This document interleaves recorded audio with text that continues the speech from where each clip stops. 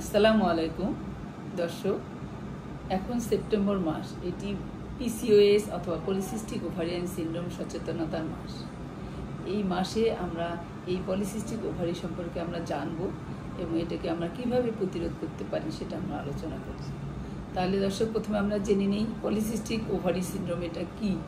এটি একটি হরমোনজনিত সমস্যা যা অনেক ক্ষেত্রেই মহিলাদের প্রজনন স্বাস্থ্যকে প্রভাবিত করে এবং দেখা যায় যে এটি বিশ্বব্যাপী 6 থেকে 10% ক্ষেত্রে নারীরা আক্রান্ত হয়, কিন্তু তাদের মধ্যে থেকে দেখা যায় যে 70% ক্ষেত্রে এটি আনডিটেক্টেড থাকে অথবা ডায়াগনোসিস হয় না।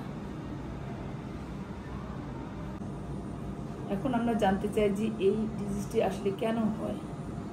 মহিলাদের শরীরে যদি পুরুষের হরমোন যেমন অ্যান্ড্রোজেন অথবা টেস্টোস্টেরন হরমোন অনেক বেশি পরিমাণে উৎপাদন হয় অথবা হরমোনের ভারসাম্য তৈরি হয়, সেক্ষেত্রে এই ডিজিজটি হয়ে থাকে এবং এর ফলশ্রুতিতে দেখা যায় যে মেয়েদের মাসিক অনিয়মিত হয়, ওজন বেড়ে যায়, শরীরে অতিরিক্ত লোম গজায়, মুখে ব্রণ হয়, চুল পড়ে যায় এবং দেখা যায় যে মুড সুইং এবং বন্ধ্যাত্বের মতো বিভিন্ন ধরনের সমস্যা হয়ে থাকে। এখন পেশেন্টরা যদি আমাদের কাছে এই ধরনের সমস্যা নিয়ে আসে, তাহলে আমরা প্রথমে তার সম্পূর্ণ ইতিহাস নিই, তার শারীরিক পরীক্ষা করি এবং কিছু পরীক্ষা নিরীক্ষা ইনভেস্টিগেশন করতে দিই।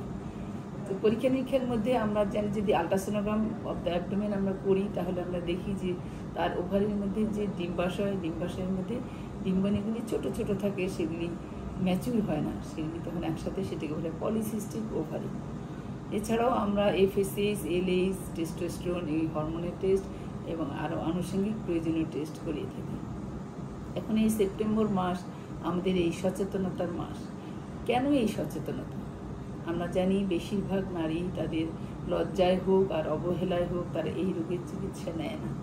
তো এর ফলশ্রুতিতে যদি আর্লি এই ট্রিটমেন্ট না করা হয় এই রোগের, তাহলে পরবর্তীতে দেখা যায় তার ডায়াবেটিস, উচ্চ রক্তচাপ, বন্ধ্যাত্ব এবং হার্ট ডিজিজের মতো ডিজিজ হয়ে থাকে। সেক্ষেত্রে আমাদের এই ডিজিজটাকে আমরা প্রতিরোধ এবং প্রতিকার করতে চাই। কিভাবে এর প্রতিরোধ করব? প্রথমে আমরা জানি যে লাইফস্টাইল মডিফিকেশন একটা ভেরি ইম্পর্টেন্ট ফ্যাক্টর এই ডিজিজকে প্রিভেন্ট করার জন্য।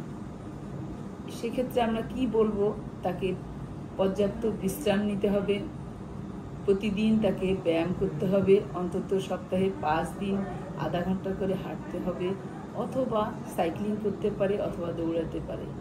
সুস্বাস্থ্যের জন্য তাকে পুষ্টিকর খাবার, কিন্তু সেই খাদ্যগুলোর মধ্যে থাকতে হবে তার স্বাস্থ্যকর খাবার, যেমন তাকে অতিরিক্ত চিনি বা চর্বিযুক্ত খাবার পরিহার করতে হবে, শাক সবজি ফলমূল বেশি করে খেতে হবে, প্রচুর পরিমাণে পানি খেতে হবে এবং তার মানসিক চাপ কমাতে হবে।